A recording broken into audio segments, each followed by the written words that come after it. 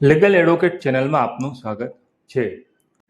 આજના વિડીયોમાં આપણે જોઈશું વોરંટ રદ કરવાની અરજી માટે આરોપીની હાજરી ફરજિયાત નથી એવો કર્ણાટક હાઈકોર્ટે ચુકાદો આપ્યો છે। આ ચુકાદો હરિદાસ સાલિયન વિરુદ્ધ રામા આર શેટ્ટીના કેસમાં આપવામાં આવ્યો છે। તેનું જજમેન્ટ 23/3/2018ના રોજનું છે।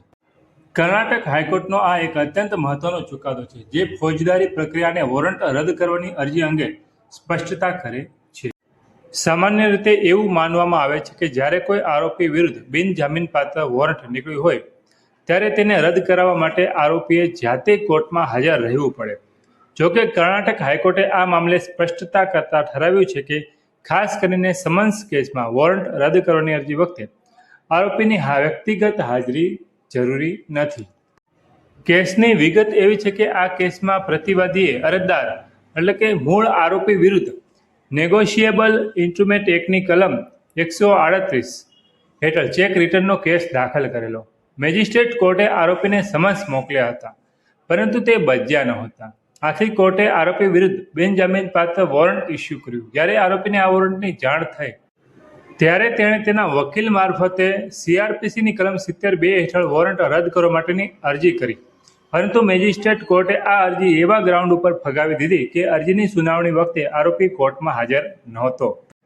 નામદાર હાઈકોર્ટે ટ્રાયલ કોર્ટના આદેશને ભૂલ ભરેલો ગણાવતા અમુક તારણો આપ્યા, જેમાં એક કાયદાકીય જોગવાઈ CRPC કલમ 72 હેઠળ હાઈકોર્ટે નોંધ્યું કે કલમ 72માં ક્યાંય એવો ઉલ્લેખ નથી કે જ્યારે વોરંટ રદ કરવાની અરજી ફાઇલ કરવામાં આવે ત્યારે આરોપીની હાજરી ફરજિયાત છે।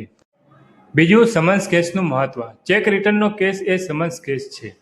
આવા કેસમાં જ્યારે વોરંટ રદ કરવા વિનંતી કરવામાં આવે ત્યારે મેજિસ્ટ્રેટે આરોપીની ગેરહાજરીમાં પણ અરજી પર વિચાર કરવો જોઈએ। અને ત્રીજું, અન્ય હાઈકોર્ટના ચુકાદાનો સંદર્ભ। કર્ણાટક હાઈકોર્ટે આંધ્રપ્રદેશ, દિલ્હી અને બોમ્બે હાઈકોર્ટના વિવિધ ચુકાદાઓ સાથે સહમતિ દર્શાવી હતી, જેમાં પણ ઠરાવવામાં આવ્યું હતું કે સમન્સ કેસમાં વોરંટ રિકોલ કરવાની અરજી માત્ર આરોપીની ગેરહાજરીના કારણે ફગાવી શકાય નહીં।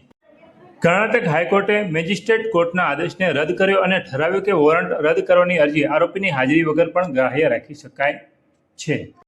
ખાસ કરીને કલમ 138 નેગોશિયેબલ ઇન્સ્ટ્રુમેન્ટ એક્ટ જેવા સમન્સ કેસોમાં આ ચુકાદો આરોપી માટે મોટી રાહત સમાન છે। આપણે આવા જ કાયદાને લગતા વિડીયો તેમજ નવા આવનાર જજમેન્ટ લાવતા રહીએ છીએ, જેથી લીગલ એડવોકેટ ચેનલ સબસ્ક્રાઇબ કરો અને કોઈ પ્રશ્ન હોય તો કમેન્ટમાં જણાવી શકો છો। થેન્ક યુ, આભાર।